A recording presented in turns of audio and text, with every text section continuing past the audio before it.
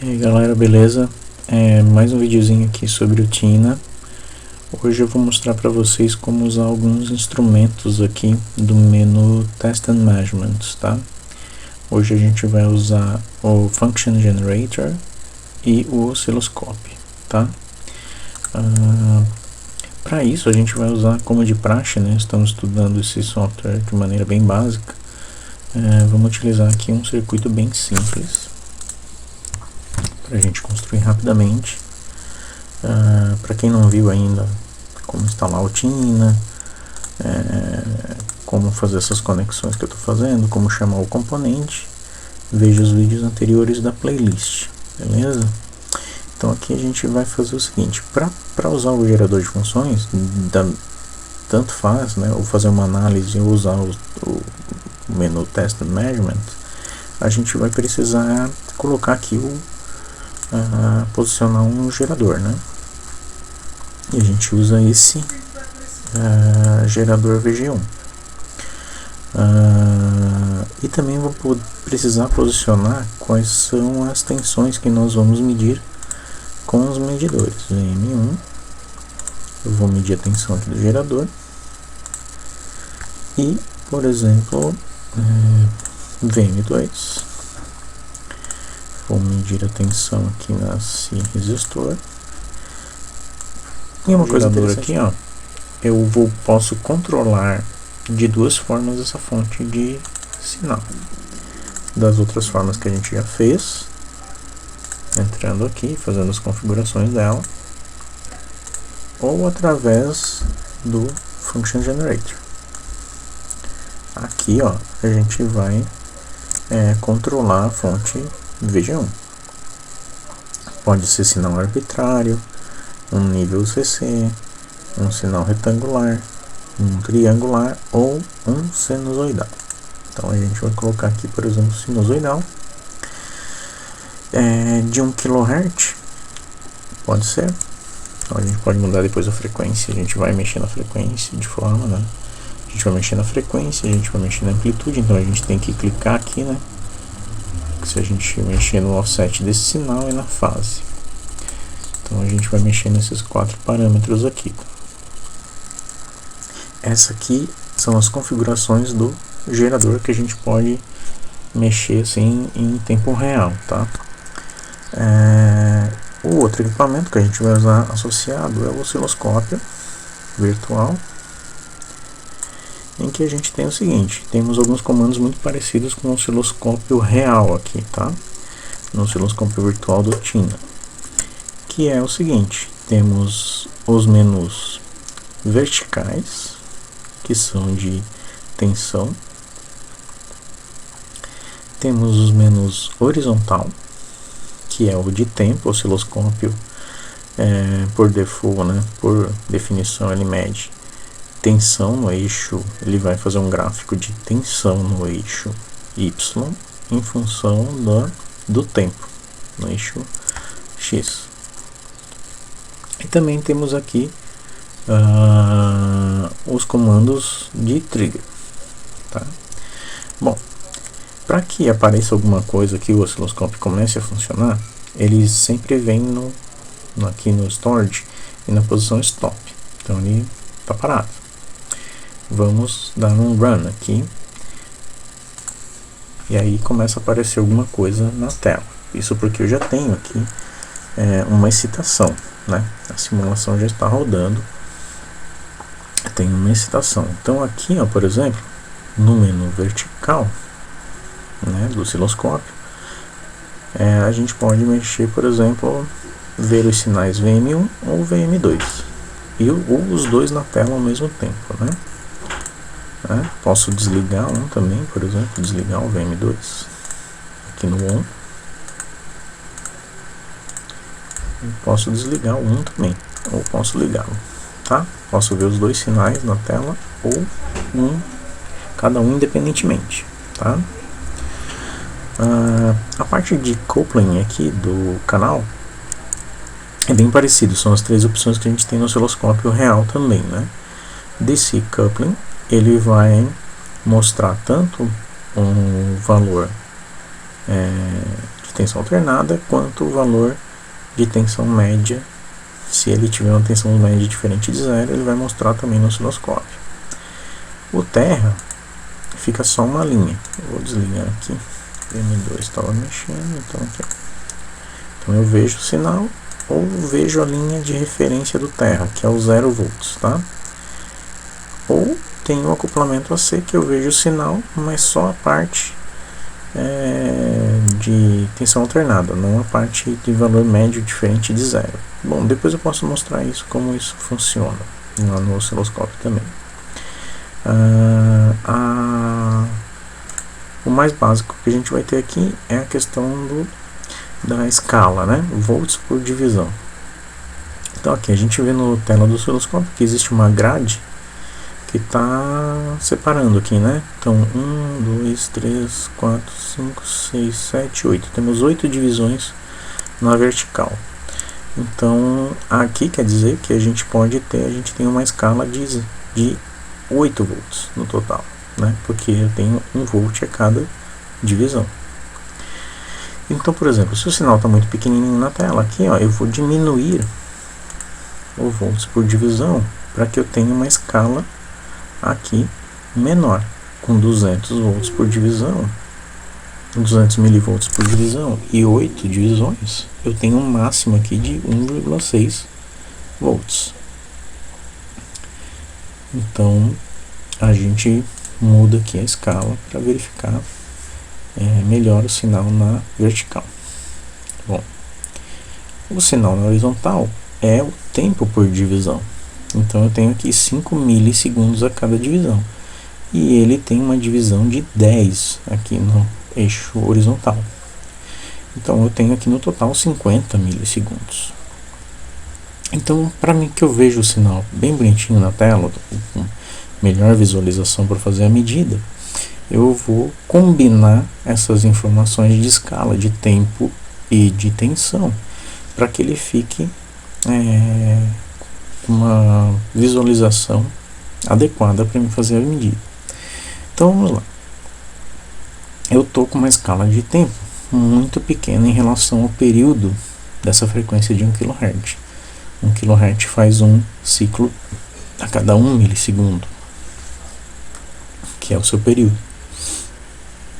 Então eu tenho aqui 50 milissegundos no total. Então eu vou ter 50 ciclos aqui.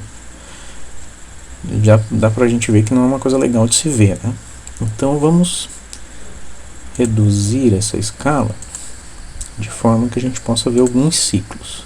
Então com 500 microsegundos eu tenho 5 mili no total. Então eu consigo ver uns 5 ciclos desse 1 kHz. Então isso está sempre relacionado com a frequência do sinal que é aplicado, né? Agora vocês veem que o sinal está andando na tela, né? Isso também acontece no osciloscópio real, né? Então a gente tem que mexer agora nas funções de trigger. Eu vou primeiro aqui, ó, no source ou na fonte do trigger e vou colocar o sinal VM2, pode ser, certo?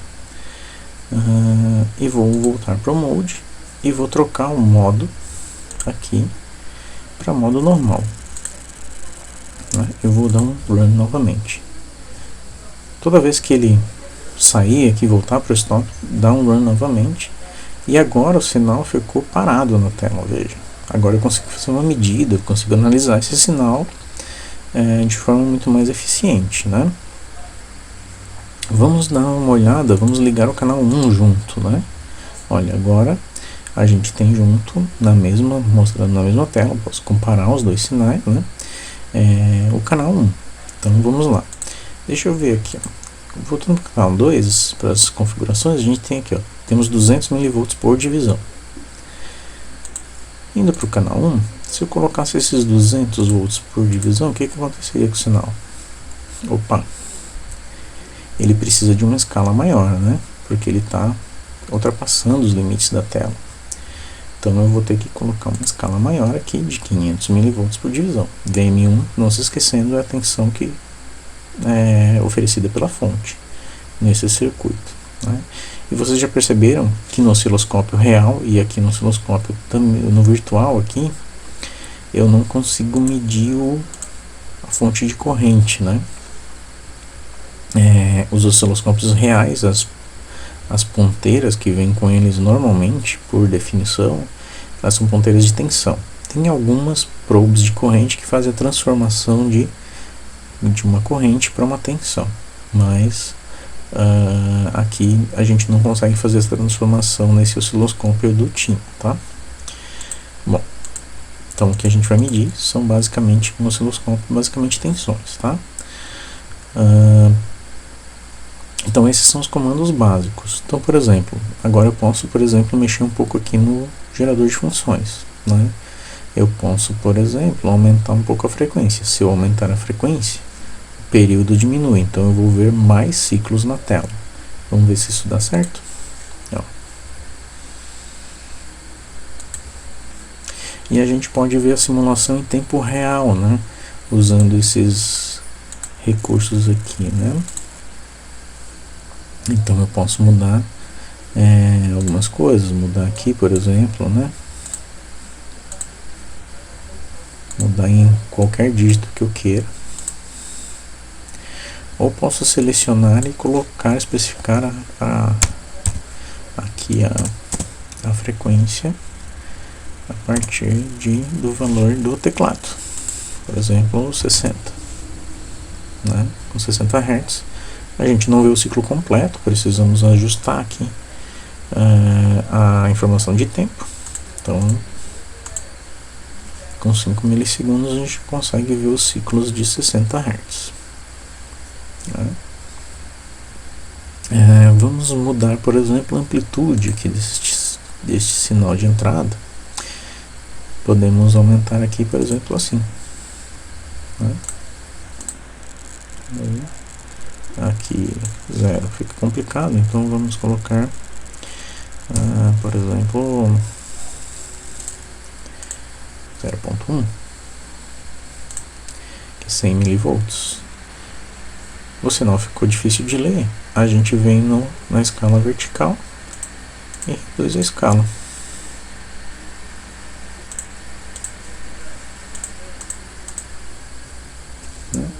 E a gente pode fazer leituras e assim por diante. Bom, essa informação offset aqui do gerador de tensão se refere ao nível médio desse sinal, ou seja, agora é 0, né? Mas eu posso colocar um valor aqui, por exemplo, de 50 mili. Opa, não foi 50, foi 500, desculpe. 50 mili. Veja que os dois sinais, ó, estão em acoplamento DC, e é só dessa forma que a gente consegue verificar isso, né? O valor médio é diferente de 0, então a gente consegue ver que ele não está centrado em 0. Se eu colocar aqui o terra, a gente vê que a referência de 0 está aqui, né? Mas ele não está mais no valor médio 0, nenhum dos dois sinais, né? Por causa do... Ó, eu vou aumentando aqui, ó, devagarinho ele vai subindo, ou eu vou reduzindo, ele vai descendo. Pode ter valores positivos ou negativos, tá? De offset.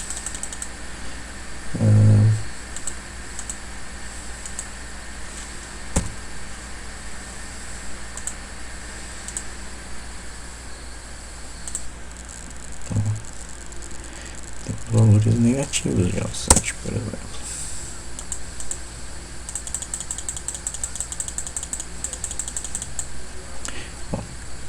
Então a gente consegue ver tudo isso no osciloscópio, medir tudo isso com o DC coupling.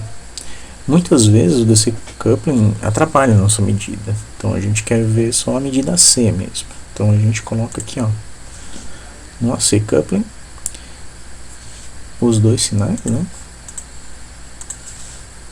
São comandos independentes para cada canal, e aí a gente vê o sinal como se tivesse valor médio 0, mas na verdade ele não tem, é só um acoplamento aqui do osciloscópio, tá? Quando a gente mexe em fase, a gente mexe no tempo que a onda inicia. Só que vejam, ó, mesmo que eu mexa aqui, ó, ele sempre vai fazer o trigger aqui no zero. Ele vai fazer o trigger independente da fase, tá? A não ser que tenha um componente aqui no circuito que a gente consiga ver essa diferença de fase, tá? E a gente consegue estabelecer inclusive fase do sinal que está sendo gerado, tá? Eu posso mudar o tipo de sinal, né, para triangular, para retangular, né, e assim por diante. Agora é só explorar, né, gente? Esse foi mais um videozinho para a utilização do Tina TI, tá? Um grande abraço para vocês, fiquem bem, espero que vocês tenham gostado aí. Um grande abraço.